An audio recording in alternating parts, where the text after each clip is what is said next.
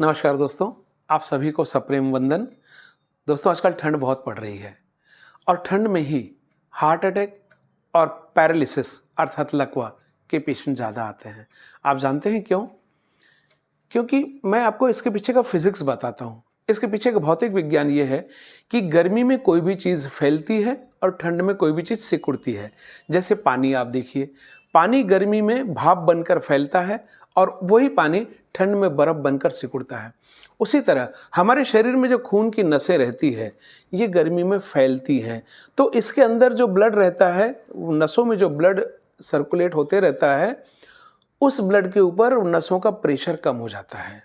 लेकिन ठंड में हमारी खून की नसें सिकुड़ती हैं, तो इन नसों के अंदर बहने वाले खून में प्रेशर बढ़ जाता है, अर्थात ब्लड प्रेशर बढ़ जाता है। तो ठंड में ब्लड प्रेशर बढ़ने से ब्रेन हेमरेज की या हार्ट अटैक होने की शिकायत बढ़ती है। अक्सर हम सुनते हैं कि अमुक बंदा सुबह 3 बजे, सुबह 4 बजे या सुबह 5 बजे उठा, वॉशरूम गया यूरिनल के लिए और बहुत देर तक वापस नहीं आया। हमने जाकर देखा तो बेहोश पड़ा था या घिघिया रहा था या मिमिया रहा था, उठ नहीं पा रहा था, उसका एक हाथ और एक पैर कमज़ोर हो गया। या किसी को यदि ज़्यादा जोर का अटैक आता है तो वो भगवान को प्यारा हो जाता है। ये अक्सर कहानी रहती है, खास करके वृद्ध लोगों में। तो इसका इलाज क्या है, इससे बचाव क्या है?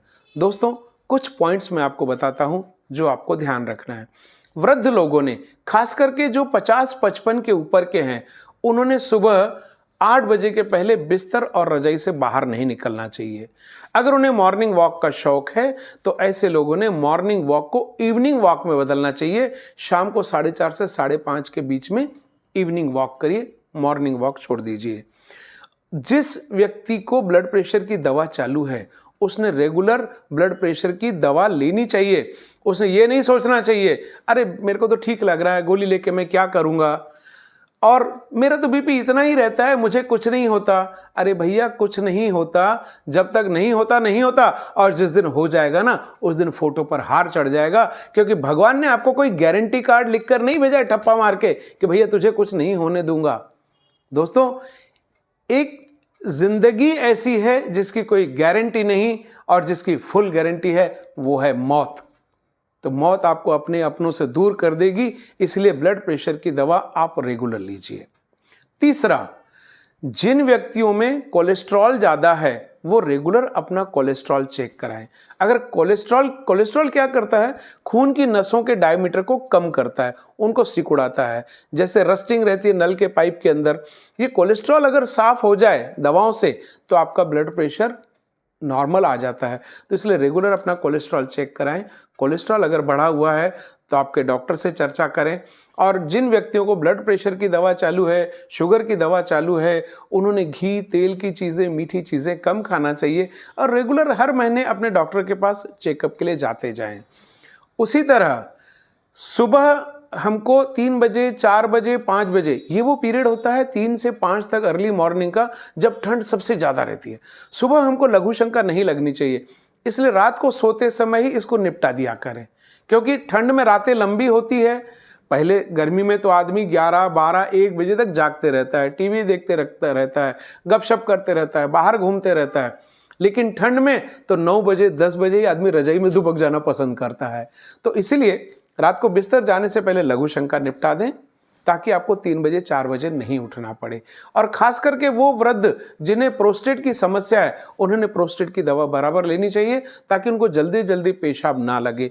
तो ये कुछ मैंने आपको सावधानियां बताई हैं, फिर से दोहराता हूं। नंबर 1, वृद्ध लोगों ने सुबह 8 बजे के पहले अपने रजाई नहीं छोड़नी चाहिए।